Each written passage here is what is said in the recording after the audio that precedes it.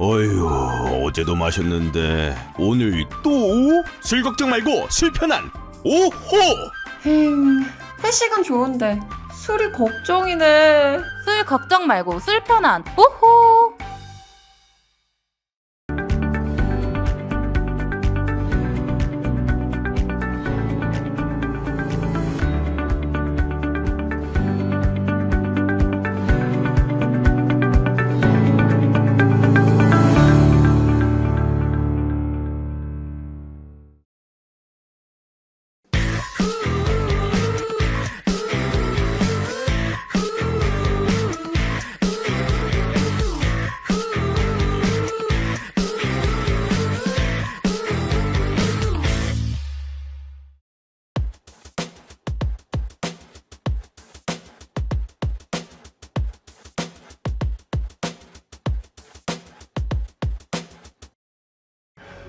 여러분 안녕하십니까, 마키아벨리입니다.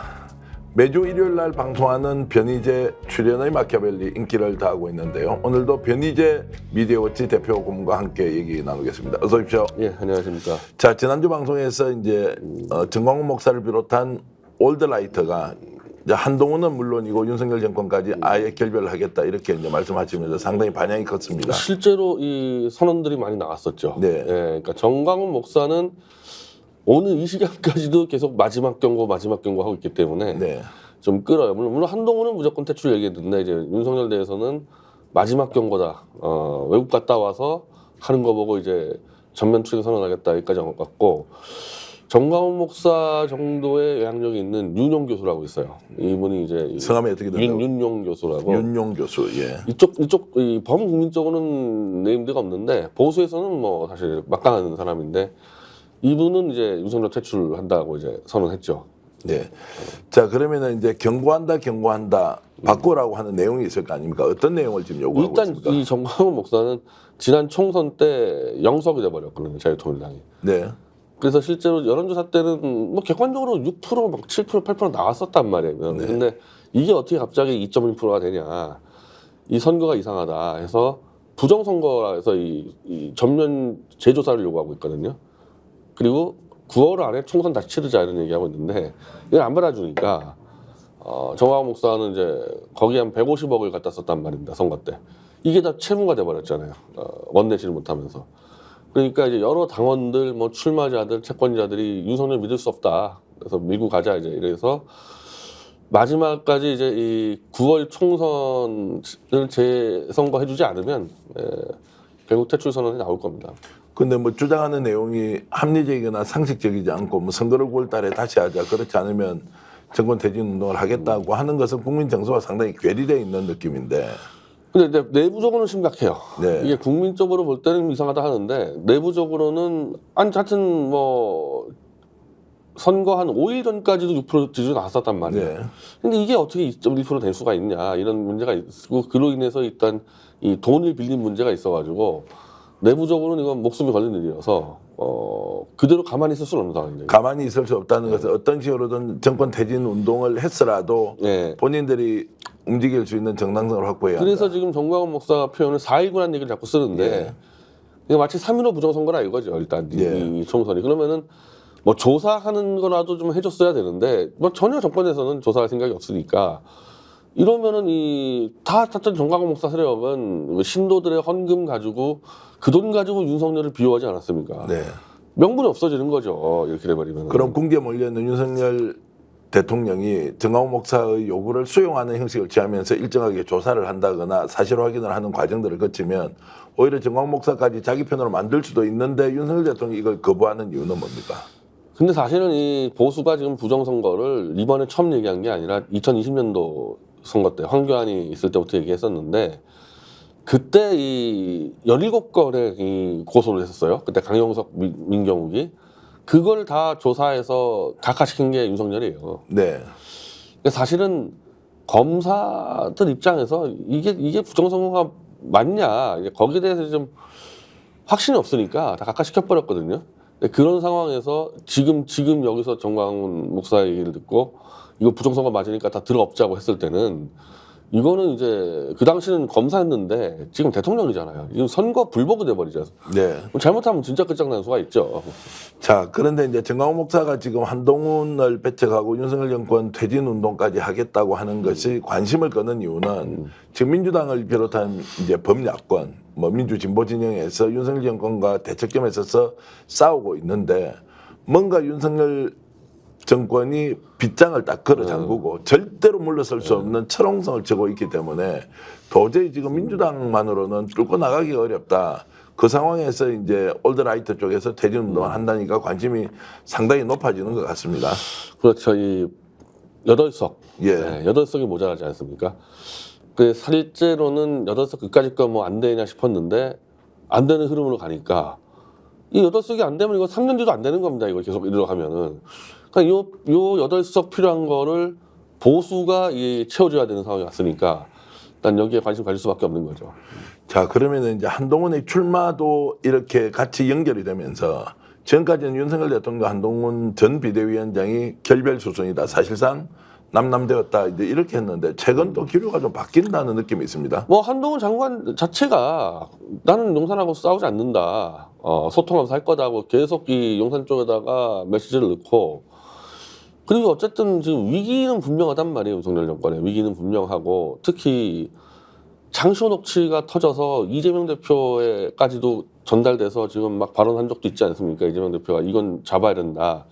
그 장시호 녹취의 그 핵심 내용이 특검 제4팀에서 벌어진 일인데 거기 팀장이 윤석열이고 거기가 한동훈이 있었는데 김영철하고 이런 문제가 터지면은 다 똘똘 뭉쳐서 자기들을 막고 지켜야지 뭐 밥그릇 싸움 언제까지 가겠어요. 그래서 저는 이제 이미 이제 윤석열과 한동훈은 서로 교감을 했을 거라고 보고 있고 이왕 이렇게 된 거 윤석열 입장에서는 적당히 한동훈이 당대표 되는 게 나쁘지 않겠다는 판단을 할 겁니다.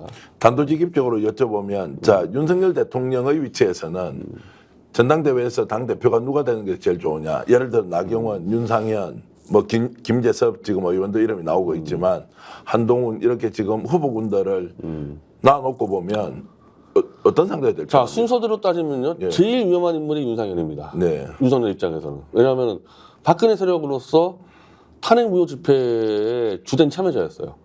뭐 저하고도 얼마나 많은 집회 같이 했었는데. 그러니까 그 당시 특검 수사를 했었던 윤석열 한동훈의 이 조작 수사를 가장 세게 비판했었던 거기 때문에 지금 만약에 또 이제 이 사람은 이제 윤상현 씨는 아스팔트 올드라이트하고 친할 수밖에 없잖아요. 테이크 집회 같이 했으니까. 만약에 정광훈 세력이 막 이 윤석열 체제 밀어붙일 때 윤상현은 언제든지 정광훈과 손잡을 수 있거든요. 제일 위험한 인물이죠. 윤상현은. 네. 그 다음 위험한 인물이 나경원이죠. 네. 나경원도 이 올드라이트하고 연관이 돼 있기 때문에 그리고 나경원은 일단 지난번 당대표 선거 때 한 대 얻어맞은 이 감정도 있고 그러니까 지금 당대표 될 때야 윤석열한테 잘하겠다 하지만은 당권 딱 잡은 다음에는 언제 어떻게 변할지를 모르는 사람들이지 않습니까? 안철수는 말할 것도 없고 이건 뭐 원래부터 믿을 수 없는 사람이고 그러면. 네. 그러면 윤석열 입장에서 그나마 자기랑 같이 뭐 제가 표현했을 때는 범죄 공동체예요. 윤석열과 한동훈은. 그리고 정치적으로도 같이 죽을 운명입니다. 같이 살든지 이러니까 그래도 만약 보수 진영에서 반기 들고 일어났을 때 여기랑 막아줄 수 있는 사람은 한동훈이지 윤석열 나경원은 아니죠. 자, 그 과정이 현실로 나타나면 결국 한동훈을 당대표로 내세워서 윤석열 대통령이 좀 견디는 기반을 만들겠다 이런 것이 현실로 나타날 수 있네요. 그럼 뭐 마침 또 한동훈이 이 수도권하고 중부권에서의 이 당 지지세를 확보했기 때문에 지난번 당권대 때처럼 막 무자비하게 제 못 나오게 막고 이런 짓거리 안 해도 네. 그냥 가만 놔두면 당선되는 거 아닙니까? 그러면 이게 얼마나 편한 상태예요 지난번보다는. 자, 그러면 이제 국회 문제로 조금 돌아가 보면 지금 뭐 여당이 사실상 집권 세력으로서 국회를 방치하고 있지 않습니까? 요게 지금 전당대회 때까지는 계속 간다고 보십니까? 그렇죠. 자, 그러면 예. 전당대회까지 간다면 나경원 지금 뭐 이제 출마 예정자의 경우에는 빨리 국회 정상화해야 한다 이런 이야기도 하는데 한동훈이 만약에 당 대표가 된다면 국회는 정상화될 수 있습니까? 극단적인 대결 양상으로 그대로 갑니까? 개헌을 전제로 하지 않으면은 계속 이렇게 파행을 시킬 겁니다. 파행을 시킨다. 예, 개헌이 전제가 되지 않으면 만약에 국회가 정상화된다 그럼 개헌을 한다는 얘기고 예. 개헌이 안 들어오면은 계속 이 상태로 갈 거라고 봅니다. 그 말씀은 결국 용산이 지금 현재 민주당을 비롯한 야권을 인정할 수 없다는 상황이면 국민의힘 당대표는 한동훈이 되어서 국회를 계속 이런 상태로 유지 운영이 되지 않도록 하는 것이 용산으로서는 오히려 국정 운영하는 데 도움이 된다. 국회가 없어지는 게 제일 낫죠. 제일 그래서 낫다. 일단 심지어 이제 없어지는 정도가 아니라 저는 이제 국회 안 들어오면서 국힘당에서 특위를 만나서 특위가 뭔가 했더니 밖에다가 이 자기들끼리 이 상임위를 꾸려서 부처의 공무원들을 불러가지고 보고를 듣고 있어요 지금. 그건 이제 그렇게 하고 있는데 네. 공무원들이 지금 헷갈려 죽으려고 하기도 하고 그다음에 특정 정당이 특위를 구성해가지고 집권 여당의 역할을 한다는 것이 그거는 국회 기능 자체를 근본적으로 인정하지 않는 것이기 때문에 뭐 어떤 상황인지 저도 이해를 할 수가 그러니까 여당이니까 가능한 건데 이 야당이면 택도 없는 얘기죠. 예. 그러니까 여당에서는 이제 이 공무원들 불러가지고 뭐 그 사람들이 뭐 나라 확장할 것도 아니고 자기들 지역구 예산을 따야 될 거 아니겠어요? 그러니까 그 작업하고 있는 거예요 지금 여기서는. 그러니까 그것만 하면 되지 이 사람들이 국회에 들어와서 국회 정상화해가지고 특검법 논의하고 그럴 필요가 없는 거 아니겠어요 윤석열 입장에서는. 자기들끼리 특위를 하는데도 특위 시간에 맞춰서 위원들이 나오지도 않고요. 회의 안건이 뭔지도 잘 모르고 그러면서 특위 있으니까 나오라고 하니까 전화를 왜 내한테 직접 하느냐 보좌관한테 하라 이러면서 이미 이 특위가 파행 그리고 비정상이라는 것을 국민의힘 내부에서도 충분히 알고 있는 아마 것 이제 같더라고요. 자기들 이제 지정대선 딸 때만 나타날 겁니다. 예. 지정대선 딸 때만 이제. 자 그러면은 결국 이제 특위라는 것이 국정 운영을 위한 특위가 아니라 자기 지역구의 예산을 확보하기 민원들. 위해서 민원 해결하기 위해서 국회의원들의 민원들을 해결하고 그러니까 국회에 안 나왔을 때 이 사람들이 가장 짜증나는 게 그거거든요. 네. 민원 처리가 안 되잖아요. 그걸 이제 민원 처리할 수 있는 이 채널을 만들어 준 거죠. 이거. 자 그러면 이제 한동훈 지금 전 비대위원장이 출마하는 것을 기정사실로 보시는 거죠. 아마 오히려 다음 걸림돌이 주에 상당 부분 이제 제거되는 이 거고 용산하고 문제가 풀렸기 때문에 더 쉬워졌죠. 이제. 쉬워졌다. 그러면 이제 정광훈 목사는 이미 공언했듯이 한동훈은 사실상 지난 총선 패배의 예. 책임자이기 때문에 어떤 예. 경우에도 당 대표가 돼서는 안 된다고 안 된다. 하면서 예. 이제 예. 전면전을 선언했지 예. 않습니까? 예. 그 전면전이 구체적으로 어떻게 이제 이어지는 겁니까? 전당대 국민에서. 그러니까 이제 사실은 이제 지난 당 대표 선거 때 같은 경우는 정광훈 목사가 신혜식 대표를 출마시켰거든요. 이 최고위원으로. 그래가지고 신혜식 대표를 당선시키려고 최소 10만 명 이상의 당원을 집어넣어서 사실 자유한국당 당원들이 다 저기 국힘당 당원이에요. 만만치가 않은데 신혜식을 그냥 이 서류에서 떨어뜨려 버렸습니다. 이 저쪽 당에서. 그래가지고 이 들어갔던 자유통일당 당원들이 누굴 찍었냐면 김재원을 다 찍어가지고 그때 아마 김재원이 왜 이렇게 표를 많이 얻었지 그랬을 거예요 아마. 그래서 그 정도로 일단은 이 영향력이 있기 때문에 아마 한동훈에 대한 낙선 운동을 하면서 이 정광훈의 스타일은 누구 하나를 잡으려고 그럴 겁니다. 지금 예상되는 대항마를. 인물이 있습니까? 제 생각에는 아마 원희동하고 우리 가까운데 그 사람들이. 예. 근데 이 구도로 볼 때는 윤상현이 나올 수도 있어요. 그래서 예, 아마 예. 머리 엄청 굴릴 텐데 뭐 내가 정광훈 옆에 있으면 윤상현 잡으라고 하는 겁니다. 예. 원희룡은 너무 윤석열과 같이 붙어 있었던 반면에 아까 말한 윤상현은 태극기 운동도 했었고 원래 친박계였으니까 돌아설 수 있는 여지가 워낙 크거든요. 윤상현이 훨씬 낫죠. 자 그러면 한동훈 비대위원장이 이제 당 대표가 되는 경우에 대한 것 그리고 이제 윤상현 의원이 당 대표가 되는 경우의 수. 자 윤상현 윤상현 지금 의원이 당 대표가 되면 어떻게 됩니까? 지금 윤석열 대통령 일정 거리를 두고 국회를 정상화시킬 가능성은 없습니까? 일단 한동훈에 비해서도 이 윤상현은 지금 나오는 발언만 봐도 이 용산에 굉장히 비판적으로 나오게 됐죠. 네. 그리고 일단 이 사람은 수도권에서 선거를 치렀기 때문에 인천에서 계속 아슬아슬하게 이겼거든요. 이번에도 거의 아슬아슬하게 이겼는데 이 사람 입장에서는 상대적으로 수도권이다 보니까 이 수도권 젊은 층의 비판적 이 여론을 무시할 수 없는 상황이란 말이에요. 그래서 다른 누구보다도 강한 이제 좀 비판적인 역할을 많이 하겠죠. 당 대표가 되려면 결국 대구 경북 TK 쪽에서 당원들이 가장 많고 그 지역에 이제 지지를 얻어야 하는데 윤상현 의원 같은 경우에는 그 가능성이 그게 안 되기 때문에 윤상현은 사실 지금까지는 항상 뭐 당권 도전하니 많이 그래도 유력 후보도 안 됐었거든요. 예. 한 번도 올라본 적이 없어요, 후보에. 예. 그러니까 이거를 만약에 이 영남권 당원들을 돌려 세워서 이기려면은 이건 윤상현이 해야 되는 게 아니고 전광훈 플러스 범보수 제야 조직이 다 움직여가지고 한동훈의 그 박근혜 조작날조 수사를 그걸 이슈화 시켜야 되는 거죠. 혹시라도 지금 박근혜 대통령이 한동훈 지금 전 비대위원장에 대해서 어떤 감정을 가지고 있는지 이런 게 혹시 이렇게 체크되는 게 있습니까? 굉장히 그 불편해한다는 얘기는 들렸었어요. 예. 그러니까 이게 지금 저 홍준표도 똑같은데 예. 사실은 한동훈은 윤석열이의 그냥 뭐 직원이었죠. 따지면 예. 윤석열 직원이기 때문에 예를 들면 박근혜에 대한 조작날조사가 문제가 난다 그러면 윤석열이 주범이고 한동훈이 종범인데 홍준표든 박근혜든 이왕 대통령 됐으니까 이 사람은 그냥 제끼고 가자. 우리가 슬슬 기면서. 근데 그 밑에 있는 졸개 역할했던 한동훈이가 또 올라온다. 이건 못 참겠다는 거잖아요. 홍준표 예, 얘기가. 예. 그게 박근혜도 같다는 거거든요. 그러면 이제 대구 경북 정서도 어떤 식으로든 해보면 한동훈 비토 쪽으로 몰고 갈 수 있다. 그러니까 그게 이제 정확히 이게 나와야 되는 거죠. 한동훈이 그 당시 박근혜 수사할 때 어떤 짓을 했었고 이게 지금 장시호 녹취록이 상당히 이제 많이 이제 지금 형상화가 됐거든요. 네. 이게. 이걸 터트려서 이 영남권 당원들하고 보수층에다가 알려야 되는 거죠. 네. 자, 그러면 영남 쪽에 있는 당원들도 한동훈이 실질적으로 조작날조의 가장 앞장섰다. 뭐 이런 이제 평가를 하게 되면 이제 비토할. 그건 돌아설 수 있는 여지가 충분히 있죠. 자, 그럼에도 불구하고 지금 후보로 나오는 후보군이 나경원, 안철수, 윤상현 다 좀 약하지 않느냐. 이제 이런 생각 때문에 한동훈 대세론, 뭐 어차피 출마하면 한동훈 당 대표다 이런 쪽으로 이제 가고 있는데 그게 이제 우리가 일합을 겨루는 일종의 이제 전환점이 되는 것이다. 어느 정도 세력을 모아서 범보수가 한동훈과 이제 비토 전선을 형성할 것이냐 예. 이렇게 이제 봐야 되는 거죠. 예, 그러니까 이 인물론 가지고는 현재는 안 되는 거고, 안 되는 거고. 또 용산도 한동훈을 지원하니까 안 되는 거고, 이거 없는다는 것은 8년 전에 있었던 그 일을 다시 꺼내 들어서 다시 엎어야 되는 거거든요. 예. 그래서 간단치는 않아요. 간단치 그러니까 않아요. 역부족이라는 느낌이 계속 들어서 네. 질문을 이제 반복적으로 드리는 거고요.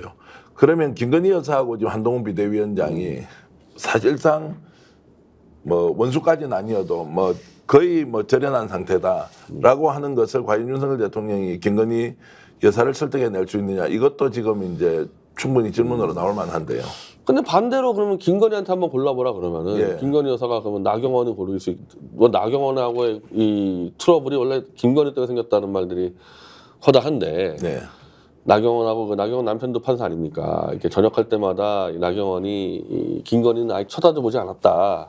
뭐 이런 말들이 허다한데 그렇다고 또 뭐 김건희가 뭐 안철수를 또 신뢰하겠냐, 윤상현을 신뢰하겠냐 이게 없기 때문에 죽으나 사나 한동훈일 수밖에 없을 거예요.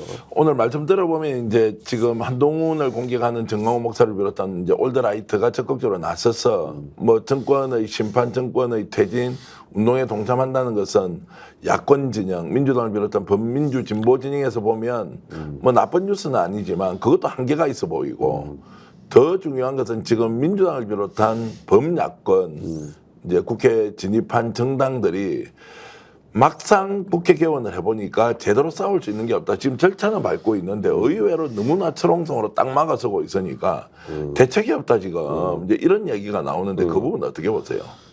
그러니까 예를 들면 이채 양명주라는 거 가지고 이제 이 총선 때 공약 내세웠고 이거를 돌파하는데 이미 이채 양명주는 안타깝게도 민주당 표 브랜드가 돼버렸어요. 그러니까 아무리 정당하다 해도 범보수 진영에서는 이거는 이 민주당과 이재명의 조기 집권을 위한 거 아니냐. 그러니까 최상병 사건이 윤석열의 이 직접적인 퇴진까지 가지 않는 선이면은 아마 특검을 쉽게 받았을 텐데 네. 이거는 누가 봐도 윤석열이 겨냥될 수밖에 없거든요. 이거 사실은 뭐 바로 드러날 겁니다. 특검하면은. 이러니까 못 받는 거예요. 보수에서는. 이거 받았다가는 정권 날아가고 그냥 바로 그러면은 지난번 박근혜 탄핵 때처럼 그냥 이재명이 집권해가지고 문재인 입장 나는 거 아니냐. 이게 막혀있단 말입니다. 이게. 그래서 이채 양명주로는 최소한 이 보수 진영이 이 문을 열기는 쉽지 않기 때문에 보수 진영이 같이 할 수 있는 이 아젠다는 장시호 녹취하고 위진교사거든요. 네. 그러니까 보수 진영이 같이 올 수 있는 아젠다를 갖고 돌파를 먼저 하는 게 가장 더 손쉬울 수 있는 거고 그게 이번 전당대회 때 한동훈과의 이제 이른바 정광훈과의 싸움 때 어쨌든 그거는 터질 겁니다. 예. 그걸 해서 한동훈이가 뭐 낙마든 말은 모르겠지만은 터질 때 저는 민주당이 전략적 사고를 정확히 해야 되는 게 아주 그냥 민주당 논객들 중에서 야 한동훈이 윤석열하고 사이 안 좋으니까 한동훈을 민다는 막 이런 얘기들을 너무 쉽게 많이 하는데 둘은 범죄 공동체라니까. 범죄 공동체 이거는 이 둘은 뭉칠 수밖에 없어요. 위기가 되면은 정반대로 보수 진영에서 장시호 녹취록으로 한동훈을 총격할 때 민주당이 그거를 백업해 주는 게 낫죠. 그걸 지원해 주는 게. 그러니까 지금 전략적 판단이 좀 부족한 면이 민주당에는 있다. 지금 제도권 안에서 국회에서 싸우는 것보다는 장시호나 태블릿 PC와 관련된 부분에서는 보수와 손을 잡을 수 있기 때문에 그 부분에 집중적으로 좀 관심을 가질 필요가 있다. 이렇게 이제 그러니까 이해를 합니다. 정강훈의 화력이 부족하면은 예. 정강훈이 치는데 부족하면은 민주당에서 계속 한동훈 압박할 수 있거든요. 예. 답변해라. 딴 것도 필요 없어요. 도망가지 마라. 예. 너 위중교사 답변해라. 이런 식으로만 쳐주면은 한동훈 낙마시킬 수 있고 그리고 그 방식으로 낙마가 되면요. 윤석열은 안 낄 수가 없는 게 그 당시 팀장이었는데 그 문제 어떻게 안 낄 수가 있겠습니까? 그러면은 거기서 무너지면은 이채양명주도 가능하다는 얘기죠. 자, 그 말씀은 결국 태블릿을 통해서 한동훈을 우선적으로 공격을 하는 것이 전술적으로 지금 현재는 우선순위로는 맞다 이렇게 이제 보시는 그렇죠. 거죠. 예. 그래서 그걸 뭐 보수가 가만히 있으면 모르겠는데 그걸 가지고 보수가 공격을 한다 그러면은 그거를 10배, 20배 확장을 시켜줄 수 있는 거는 어렵지가 않거든요. 민주당 입장에서는. 자, 태블릿 문제 나왔으니까 조금 더 들어가서 질문 드리면 이번에 이제 그 태블릿 조작 관련된 변희재 대표가 지속적으로 문제 제기를 했는데 언론에서 이제 TV조선, 뉴스원, 머니투데이, 헤럴드 경제 같은 데서 반론 보도문을 일단 게재를 했습니다. 변 대표의 이야기를 반론 보도문으로 일단 게재했습니다. 이건 어떤 의미가 있습니까? 이게 사실 너무 웃긴 얘기냐면은 이 JTBC 태블릿의 계약서 위조 문제인데 제가 4년 전에 이거를 이미 다 확정을 해가지고 SKT가 개입해서 이 태블릿 계약서를 위조해서 실사용자 김한수를 감췄다 이제 이 얘기인데 네. 이미 이거는 결판 났어요 위조된 걸로. 근데 이걸 SKT에서 뭐 어쩔 수 없이 고소를 할 수밖에 없었겠죠. 고소 안 하면은 뭐 이게 뭐냐 그러니까. 그 당시 허위 사실을 네. 유포했다고 변 대표를 고소를 했죠. 고소했는데 근데 계약서 위조가 확정됐는데 예. 이걸 또 검찰이 또 기소를 해버렸네 이러면은 이게 뭐 어떻게 보면 지금 뉴탐사하고 비슷하게 됐는데 결정이 난 거를 기소한다고 우린 뭐 재판 가서 깨버리면 되는데 문제는 검찰이 기소할 때 이 언론사에 뿌려가지고 했으면은 언론사들은 저한테 확인을 하고 보도를 해야 되는데 검찰 말만 믿고 그냥 변희재가 허위사실 유포했다고 다 쓰니까 예전에는 안 그랬어요. 예전에는 이게 윤석열 한동훈이 검찰을 장악한 뒤로부터 이렇게 된 건데 제가 일일이 다 언론중재위를 통해서 15개 언론사에다가 반론 보도 요청하는데 재밌는 거는 원래 언중이다 요청하면은 언중이가 양쪽을 부릅니다. 언론사하고 요청한 사람이. 근데 그건 부르지도 않고 언중이하고 언론사하고 봤을 때 제가 제출한 자료 보니까 이건 타당하거든. 네. 우리가 지금 이 반론문 요청한 이거는 확정이 됐다 계약서 위조가. 그래서 그 반론보도 내용에 그렇게 들어갔잖아요. 네. 입증이 됐다고 사실은 거의. 그러면은 이런 정도 반론보도 하려면은 협의도 없이 저희가 제출한 증거 자료만 보고도 언중이나 언론사들이 아 이건 맞구나. 그러니까 이 보도가 가능하지. 한국 언론사들이 반론 보도 해줍니까? 해달라 그러면. 네. 그렇게 이제 확인이 되어서 이제 반론 보도까지 나왔고 지금 장시호 지금 김영철 검사 이 건은 지금 수사가 좀 더 진척되는 게 있습니까? 그 김한매 씨라고 예. 그 사법정의실현연대인가요? 이거 아마 고발을 같이 해가지고 그 김한매 씨랑 저 소나무당의 정철승 변호사랑 같이 고발인 조사를 받았어요 지난주에. 예.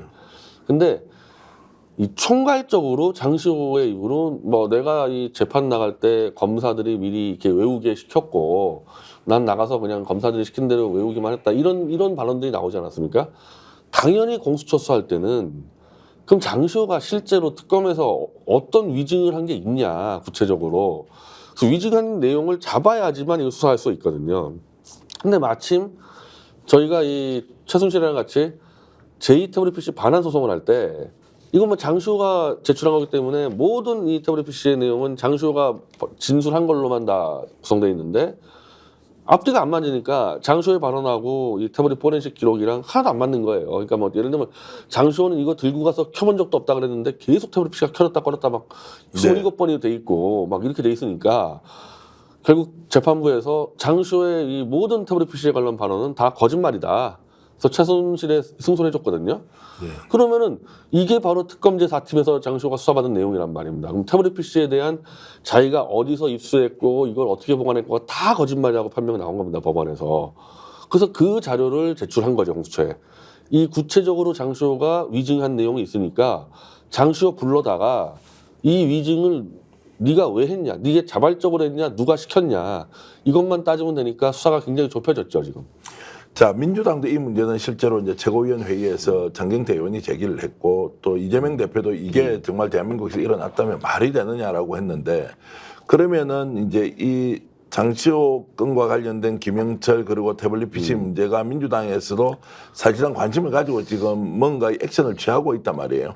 이게 좀 확장되어서 확산된다는 느낌은 좀 덜 듭니다. 아니 그 민주당의 이재명 대표가 처음에 이렇게 얘기한 다음에 확실하게 조사하라고 시켰어요. 예. 그때 분명히 저 원내대표한테는 시키고 예. 장경태 최고위원한테. 근데 2번 하더니 더 이상 안 합니다. 왜 그렇죠?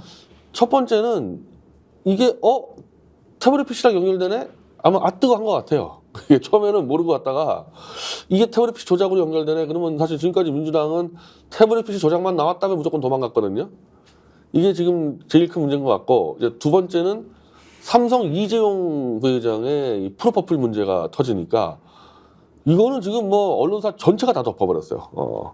아예 이거는 단 한 것도 못 한 적 없습니다. 이재용 프로퍼플 문제는. 그래서 이 삼성 재벌 문제와 태블릿 문제가 나오니까 그냥 손 떼고 도망간 거 아닌가 하는 거예요.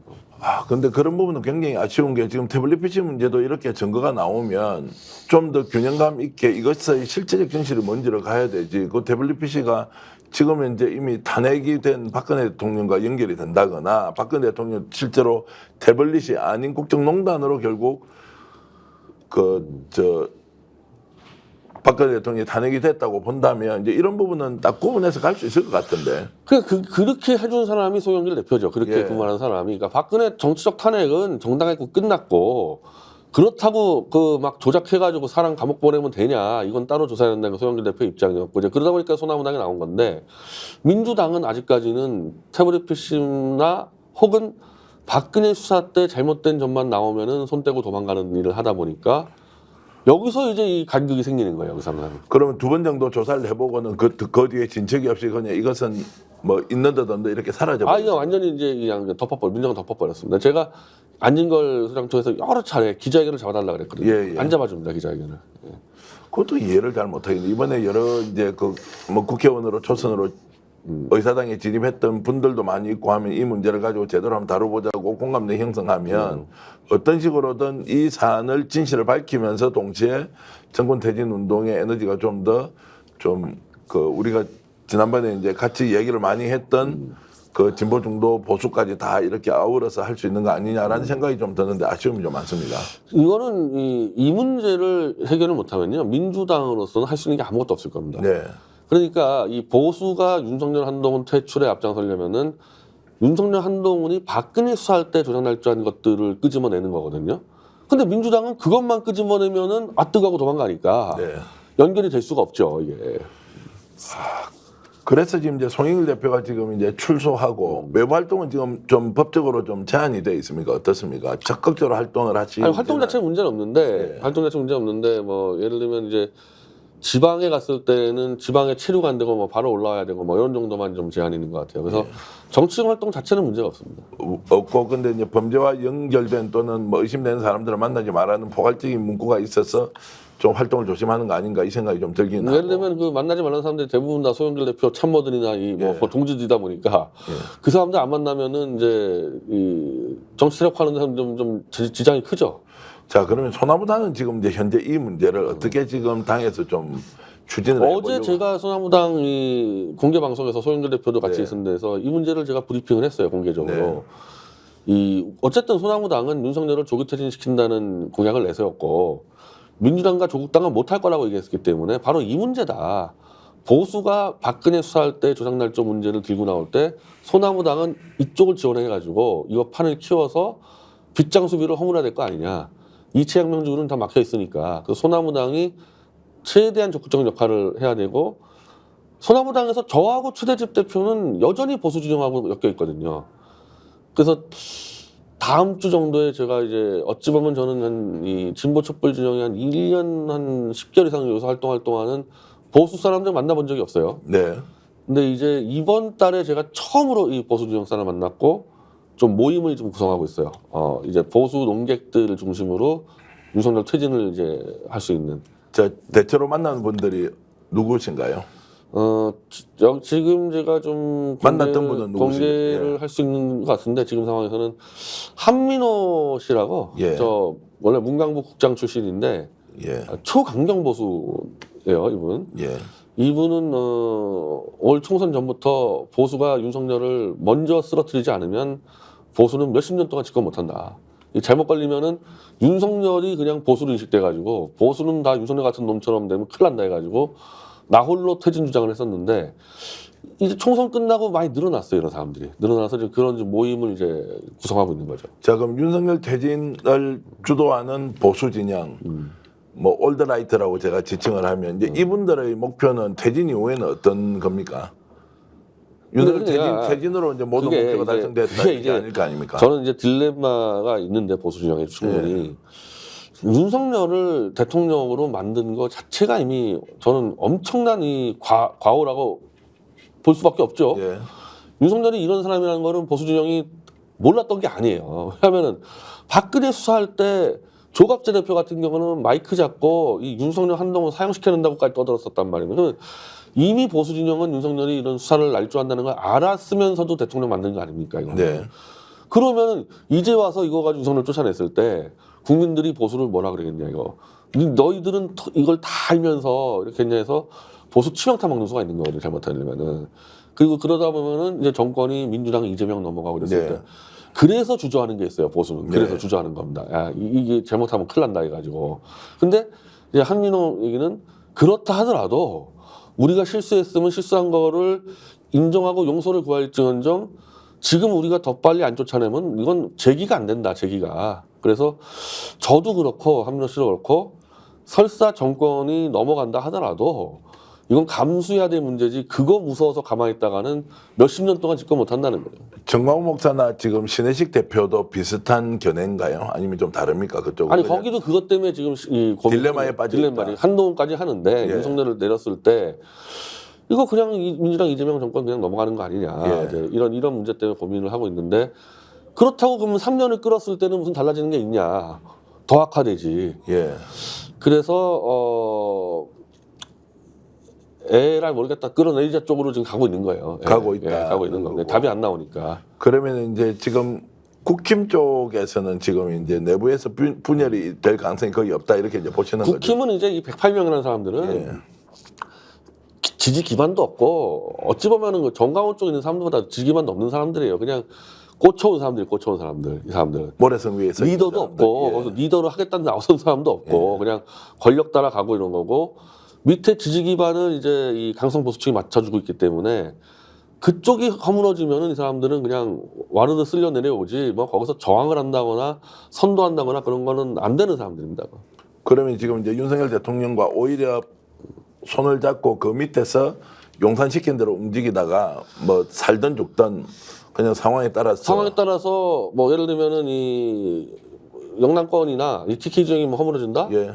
그럼 뭐 정광훈 쪽으로 붙을 수 있는 사람들이죠. 지지 기반부터. 그래서 나경원 의원이 이번에 이제 상임위원장 11개를 먼저 민주당이 가져가고 나니까 우리가 밤샘 농성이라도 좀 해야 되는 거 아니냐라고 하니까 농성은 뭔 농성? 농성은 무슨 농성? 그래 다 가버렸다는 거예요. 아직까지는 전투력이 이제 없다는 거예요. 아직까지는 저 TK 진영이 거의 다수니까 네. 나경원만 하더라도 지역구가 굉장히 안 좋은 지역구에서 살아남은 사람이에요. 네. 그러니까 배현진 같은 지역구다 그러면은 보수층만 그냥 대충 잡고 있으면 당선되는데 나경원은 플러스 알파가 돼야지 당선되는 사람이니까 좀 더 어떻게 해보려고 그러니까 윤상현도 마찬가지고 나경원하고 좀 더 많은 머리를 써야 되는 사람들이죠. 근데 국힘은 지금 저 정도면은 실제로 용산에 뭐 붙어서 함께 움직이는 것까지는 되지만 지금 민주당하고 대적해서 국회 안에서 집권 여당으로서 제 역할을 할 수 있습니까? 이대로 계속 버티면서 예. 개헌 정국으로 돌리려고 그럴 겁니다. 예. 개헌정국이라고 예. 하면 4년 중임제 뭐 이렇게 네, 가는 사람 중에 돌려서 벌써 지금 우원식 의장이 이 개헌특위 만든다 그러는데 나는 예. 참 국회의장 사람이 지금 국회가 파행되고 있는데 웬 개헌 얘기 떠드는지 모르겠어요. 그 예. 개헌특위를 만든다. 한 7월 한 달 동안 완전 공전된 거 아니겠습니까? 그러면 네. 이제 이 모든 책임을 민주당한테 덮어 씌우겠죠. 이 국힘하고 조중동이. 네. 그럴 때 이제 이 국회의장이라든지 뭐 개헌론자들이 나와서 야 여야 협치해야 되는 거 아니냐. 그 협치의 이제 그 발판을 개헌으로 만들어서 만약에 그 뒤로 개헌하면서 협치가 되면 이거는 야합이 돼버리죠. 야합이. 네. 예. 근데 그걸 아마 노릴 거예요. 그렇게 해서. 지금 최상병 특검 관련해서 이제 속도전을 뭐 법사위를 중심으로 지금 뭐 초고속으로 지금 진행을 하고 있습니다. 이 부분은 지금 민심을 확실하게 이해하고 하는 것이다. 아니면 민심과 좀 반할 수 있다. 협치가 필요하다. 요 두 가지 논쟁에 대해서는 어떻게 보세요? 그러니까 민심이 원래 이제 이 정당은 민심을 과반만 넘어가면 되는 건데 네. 지금은 과반이 아니라 민심이 3분의 2가 넘어가야 되니까 네. 너무 난이도가 높아졌잖아요. 그러니까 최상병 특검 속도자는 거 과반은 다 동의하는데 3분의 2 돌파가 안 되지 않습니까? 그 다음에 카드가 없죠. 다음에 카드가. 그래도 지금 한 70% 국민이 단독으로라도 최상병 특검 빨리 해야 한다 이렇게 가는 거 아닌가요? 그러니까 하긴 해야죠. 하긴 해야 네. 되는데 네. 재의결 이제 들어왔을 때 예. 거부권 했을 때 그때 무슨 카드가 있냐 이거예요. 그때. 그때 이제 8명 이탈해야 하는데 현실적으로 카드가 없다는 그러니까 거죠. 8명을 이탈시킬 수 있는 그 플랜도 같이 가동하고 있어야 예. 되거든요, 지금 분명히. 근데 그거는 지금 현재로서는 보수 밑바닥을 지원해서 한동훈을 치는 거예요, 제가 볼 때 가장 예. 쉬운 건. 근데 그걸 안 한다 그러면은 정말 아무 생각 없이 가고 있는 거지, 아무 생각 없이. 그러다가 특검은 계속 발의하고 통과되고 거부권 행사되고 이게 반복이 되면은 이제 지치죠, 국민들이. 그 사이에 국민들이 가만히 있겠습니까? 엊그제 뭐 어머니의 편지나 이런 걸 보면 정말로 어떤 경우에 누구의 편이다 이런 거 없이 그냥 진실 규명하고 아이를 정말로 부모로서 평생 추모하고 살도록 해달라 뭐 이런 절절한 요구가 담겨 있었는데요.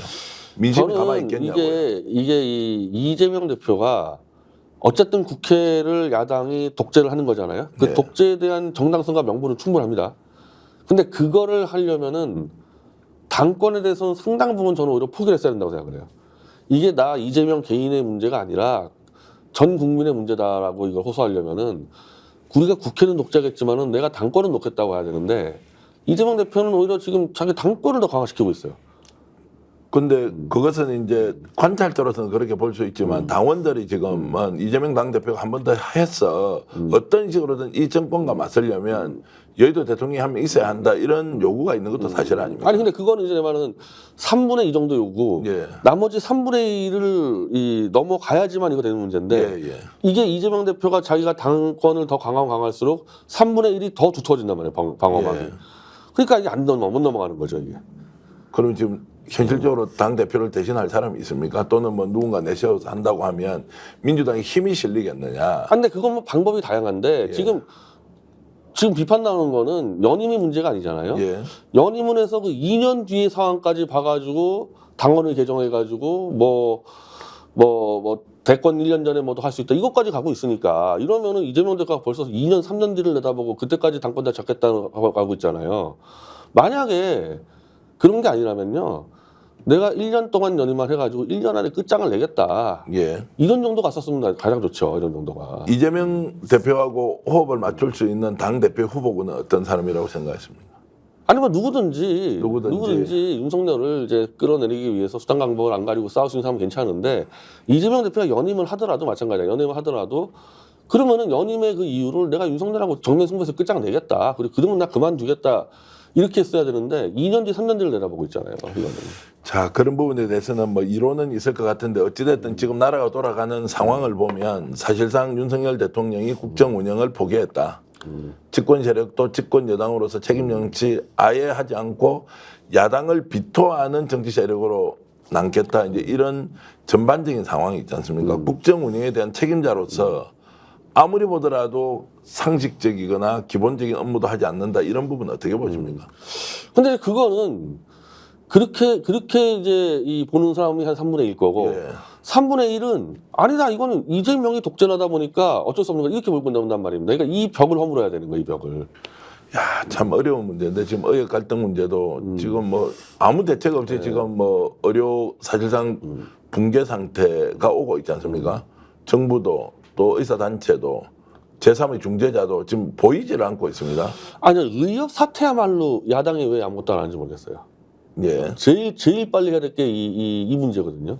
이거는 7, 8월이면 의료 시스템이 붕괴될 수 있는 사안인데 이건 야당이 깊이 개입해야 되는데 오히려 이 부분에 대해서는 야당은 협조하는 듯한 느낌이 들고 있으니까 야당은 지금 어떻게 개입을 하는가? 야당은 사실은 그 지금 이 정도 정원 늘리는 거를 지금 사실상 뭐 동의하고 있지 않습니까? 예. 태클 안 걸고 있잖아요, 이 문제는. 야당이 지금 할 수 있는 역할이 있다 이렇게 이제 생각을 하시는 거네요. 이 문제는 그냥 아무런 그래도 이건 사실은 이 범보수층도 예. 의사들이 이렇게 막대하면 되는 게 있기 때문에 이런 문제는 더 세게 밀고 들어가가지고 중단시켜야죠. 예, 알겠습니다. 산유국 논란도 지금 뭐 거의 엑터지오가 사기꾼 회사다 뭐 이런 분위기로 막 가고 있습니다. 뭐 거의 드러나는 게 아닌가 내가 볼 때는. 그렇죠. 예. 근데 이것도 이제 해퍼닝으로 그냥 끝나버리니까 대구 경북에 가보면 이제 포항이 아니죠. 두바이다 이러면서 막 산후 잔치를 하고 있는데 아니죠. 이것도 특검 가야 되죠. 특검 가야 되는데 이게 갑갑한 거죠. 이거 특검 해봐야 이거 뭐 특검 또 똑같은 문제 되겠죠. 통과시키면 또 거부권 나올 거고요. 뭔가 사전에 좀 계획된 이권 사업 이런 것들이 연결되어 있다는 좀 느낌이 아니 있습니다. 거의 나온 것 같은데. 거의 지금. 나왔다고요? 예. 그러니까 이 사람은 지금 뭐 아브레오는 뭐 런던에 지사가 있는데 거기에 뭐 등록돼 있지도 않다는 또 보도가 나오고 뭐 어떤 분은 제가 인터뷰를 한번 하니까 사기꾼이야. 네. 분명해. 외국사람 다 물어봐. 이렇게 얘기를 조갑재 하더라고요. 대표는 자체 취재를 해가지고 아예 사기꾼으로 지금 규정을 하고 예. 있어요. 예. 그러면 제가 여기에 볼때 대한 타당하던데요. 예. 여기에 대한 그러면은 정부 용산 윤석열 대통령 또 모른 척하고 넘어가면 끝입니까 이게? 그러니까 가두리를 쳐놓고 예. 요 가두리만 지키면 된다 그러니까 이 건까지 포함해가지고 저는 이 가두리 부수는 작업을 해야 된다고 봅니다. 이 예. 가두리가 있는 한은 아무리 정당한 일도 지금 다 막히고 있으니까. 지금 보수 쪽에서도 이 부분에 대해서는 상당히 비판적 견해를 이제 유지하고 아니, 조갑재 씨하고 예. 하면서 뭐 보수 진영이 여기 대해서 뭐 환호하고 그런 건 별로 없어요. 예. 근데 또 이제 다른 농객들 같은 경우는 열심히 해보려고 그러는데 왜 테크니냐 또 이럴 수도 있기 때문에. 예. 지금 보수 언론 환경은 어떻습니까? 전체적으로 지금 같은 듯 하면서도 약간 다른 목소리가 이제 부분적으로 나오고 있고 윤석열 대통령과 또는 한동훈 전 비대위원장에 대해서 약간 지지하는 느낌이 좀 달라지고 그래서 좀 보수 언론도 분열하는 거 아니냐 이런 느낌이 있던데. 조선일보는 윤석열하고 한동훈을 절대적으로 지금 지지하고 있고 조선일보는 네. 중앙일보는 이준석을 지지하고 있고 네. 동아는 상당히 비판적으로 돌아서 있고요. 예. 좀 생각보다 많은 차이가 있습니다. 자, 그런 차이가 있다는 것은 지금 이제 정권을 유지 운영하는 이제 기반들이 흔들린다고 이렇게 봐도 됩니까? 아니면 그냥 부분적으로 일시적으로 현상적으로 보도를 그렇게 한다 이렇게 보면 됩니까? 근데 조중동은 어차피 조중동은 이 박근혜 수사에 대해서는 다 일치단결이에요. 네. 그러니까 이건 조중동은 변수가 안 되고 아까 말한 대로 제야 이 아스팔트 보수가 문제지 조중동 자체는 이 윤석열을 만약에 조기 퇴진할 때 같은 경우는 다 똘똘 뭉칠 겁니다. 제가 이제 총선 끝난 지 지금 2개월이 이제 되었는데 엄청난 변화가 올 것이라는 국민 일반의 기대. 저 역시도 뭐 정치평론하면서 뭔가 이제 좀 바뀌겠지. 왜냐면 심판받았으니까 정신 차리겠지. 오히려 더 역주행을 하고 있습니다. 근데 이게 총선에 원래 한 이 정도 차이가 나면요, 이 컨벤션 효과가 아마 어마어마해서 대통령 지지율은 지금 10%대로 추락해 있어야 예. 되고 민주당 지지율은 40 올라갔어야 되는데 거꾸로 됐어요. 민주당 지지율이 폭락하고 있고 국힘당이 올라가고 있습니다. 이건 누구 잘못이죠? 이건 민주당 잘못이죠. 이건 예. 누구한테 뭐라 그러겠어요? 이거는. 그럼 뭐 어떻게 해야 됩니까? 지금 이제 민주당이 전술적 면에서 어떤 특정 사안에 대해서 접근을 잘 못하고 있다. 아까 말한 대로 박근혜 탄핵만 나오면 도망가는 거 이거 빨리 예. 이거 바꿔야 돼. 이거 아니면 못 터무릅니다. 이거는. 예. 그래서 이건 소영길 대표 정도 입장으로 정치적으로 탄핵 정당했지만은 그에 대한 잘못된 수사는 다 잡아내겠다고까지 선언해 주면은 쉽게 허물 수가 있어요. 근데 이걸 죽었다 깨도 안 하니까 문제가 되는 거고 국회를 장악해서 이 어차피 밀고 가야 되는 상황에서는 전 이재명 대표가 저렇게 자꾸 당권에 집착하는 모습 보이면 안 된다고 생각합니다. 이거는 이 중간층이 같이 따라올 수가 없어요. 이렇게 돼버리면. 윤석열 대통령이 이제 국정 운영의 에너지를 사실상 소진하고 국정 운영을 더 이상 못할 것이다. 이제 허물어지고 있다. 시간 문제다. 조금만 기다려봐라. 이렇게 이제 일반적으로 보는 시각은 완전히 잘못됐다. 잘못됐죠. 예. 완전히 잘못됐다. 이 뒷장 수비하는 이 세력이 이대로 넘겨줄 수 없다고 똘똘 뭉쳐있기 때문에 아까 말한 가두리가 버티고 있기 때문에 이건 그냥 버틸 겁니다. 결국 그게 이제 제2요구권 거부권 행사를 네. 일상적으로 하면서 계속 하더라도 이 가두리는 버틸 수 있죠. 그럼 국회는 사실상 기능이 네, 마비되는 마비되는 거고. 최악의 경우는 이거를 잘못 해석해가지고 아이고 우리가 개헌으로 협치하자 이로 갔다가 끝장나는 거고 예. 그 방법이 아니라 보수의 바닥 아스팔트 쪽으로 가서 거기서 쳐 올라가야 되는데 이 길을 잘 찾을 수 있을지 모르겠습니다. 자, 오늘 변희재 대표 고문의 말씀을 들으면서 여전히 우리 일반의 시각과 또 보수 농객으로서 현장 정치를 발로 뛰면서 겪고 있는 느낌이 차이가 많이 난다 이런 생각이 좀 듭니다. 정권의 심판을 했지만 국민은 체감할 만큼 정치가 바뀐다는 것을 느끼지 못하고 있는 이 현실. 그러나 우리는 이런 것들을 하나하나 목격하면서 대한민국의 민주주의를 다시 어떻게 세울지 고민하는 진지한 시간을 가졌으면 좋겠습니다. 자, 오늘 이렇게 인터뷰 응해주셔서 감사드리고요. 시청자 여러분, 다음 이 시간에 마키아벨리로 다시 뵙기로 하고요. 저희들이 열심히 100만을 향해서 달려가고 있습니다. 구독, 좋아요, 그리고 공유 부탁드리면서 남은 시간 행복하게 보내시길 바라겠습니다. 여러분 안녕히 계십시오.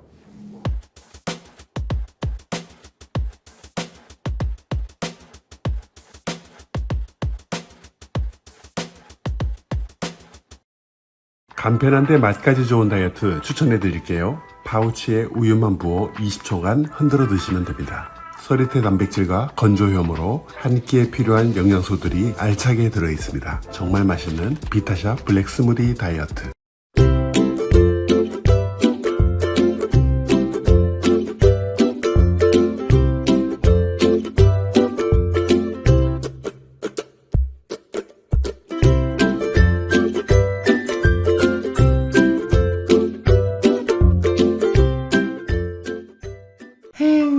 회식은 좋은데 술이 걱정이네. 술 걱정 말고 술 편한 어허.